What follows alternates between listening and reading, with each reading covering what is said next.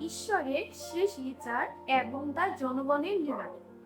যাত্রা পুস্তক 11 অধ্যায় 1 থেকে 10 পদ। এই অধ্যায়ে আমরা দেখি ঈশ্বরের ধৈর্য, বিচার এবং তার লোকদের জন্য মুক্তির পরিকল্পনা একসাথে কাজ করছে। ঈশ্বরের পরিকল্পনা কখনো ব্যর্থ হয় না। এই অংশে আমরা দেখি ঈশ্বর মসিকে বলে, আমি আরো একটি আঘাত দেব। এর মানে হলো ঈশ্বরের পরিকল্পনা শুরু থেকেই নির্ধারিত ছিল। অনেক আগেই ঈশ্বর ঘোষণা করেছিলেন যে মিশরের উপর বিচার আসবে এবং অবশেষে তার জনগণ মুক্তি পাবে। যদিও ফরন বারবার অমান্য করেছে, তবুও ঈশ্বর তার পরিকল্পনা পরিবর্তন করেননি। শিক্ষা: আমাদের জীবনে অনেক সময় দেরি মনে হয়, কিন্তু ঈশ্বরের সময়ই সবচেয়ে ভালো।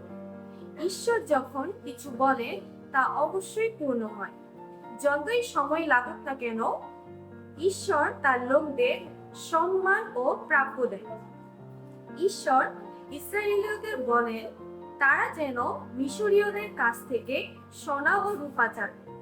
এখানে একটি গভীর সত্য আছে। ইসরায়েলীয়রা বহু বছর দাসত্ব করেছে, কিন্তু তারা খালি হাতে বের হয়নি। ঈশ্বর তাদের প্রতি পরিশ্রমের মজুরি ফিরিয়ে দিয়েছে। ঈশ্বর কখনো তার লোকদের পরিশ্রম ভুলে যান না। মাঝে মাঝে আমাদের মনে হয় আতাকে হেরে যাচ্ছি, কিন্তু ঈশ্বর তার হিসাব রাখছেন। শেষে তিনি ন্যায় বিচার করেন। ঈশ্বর মানুষের হৃদয় পরিবর্তন করতে পারে। বাইবেলে লেখা আছে, ঈশ্বর মিশরীয়দের মনে ইসরায়েলীয়দের জন্য অনুগ্রহ সৃষ্টি করেছিলেন। এটা খুব গুরুত্বপূর্ণ। ফরনের হৃদয় কঠিন ছিল, কিন্তু সাধারণ মানুষের হৃদয় নরম হয়ে গিয়েছিল। ঈশ্বর হৃদয় পরিবর্তন করতে পারেন, এমনকি আপনার শত্রুদের হৃদয়ও। যেখানে আমরা দরজা বন্ধ দেখি, ঈশ্বর সেখানে দরজা খুলে দেন। ঈশ্বর বিচার করেন, কিন্তু ন্যায়ভাবে করেন। মসি ঘোষণা করেন মধ্যরাতে সমস্ত প্রথম সন্তান মারা যায়। এটি খুব কঠিন ও দুঃখজনক ঘটনা, কিন্তু এর পেছনে কারণ ছিল।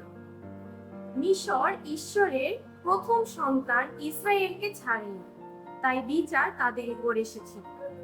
ঈশ্বর প্রেমময়, কিন্তু তিনি ন্যায় বিচারক। পাপের পরিণতি আছে। যখন মানুষ বারবার ঈশ্বরকে অমান্য করে, তখন বিচার আসবে। ঈশ্বর তার লোকদের আলাদা করে রাখে। এই অধ্যায়ে বলা হয়েছে ইসরায়েলীয়দের মধ্যে একটি কুকুরের ডাকও শোনা যাবে। এর মানে হলো ঈশ্বর তার লোকদের রক্ষা করে এবং তাদের আলাদা করে রাখে। ঈশ্বর তার প্রজাদের এবং জগতের মধ্যে পার্থক্য করে। যারা ঈশ্বরের, তারা তার সুরক্ষার মধ্যে থাকে, এমনকি কঠিন সময়ের মাঝেও তা সত্য। কঠিন হৃদয় ধ্বংসের দিকে নিয়ে যায়। শেষে আমরা দেখি ফরন এখনো মন পরিবর্তন করেনি।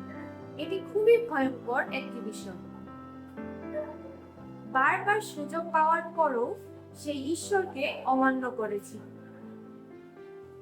কঠিন হৃদয় বিপজ্জনক। যখন আমরা বারবার ঈশ্বরের কথা অমান্য করি, তখন আমাদের হৃদয় কঠিন হয়ে যায়। এই অধ্যায় আমাদের তিনটি বড় শিক্ষা দেয়। ঈশ্বর তার কথা রাখেন, তিনি বিচার করেন, কিন্তু রক্ষা করেন। হৃদয় কঠিন করবেন না। আজ প্রশ্ন হলো, আমরা কি ফরনের মতো কঠিন হৃদয় রাখবো, নাকি ঈশ্বরের ডাকে সাড়া দেব? ঈশ্বর আজও কাজ করছেন। তিনি আজও মুক্তি দেন। তিনি আজও হৃদয় পরিবর্তন করেন এবং তিনি আজও তার লোকদের আলাদা করে রাখেন। আসুন আমরা তার উপর আস্থা রাখি, তার বাধ্য থাকি এবং আন্তরিকভাবে তাকে অনুসরণ করি। আমিন।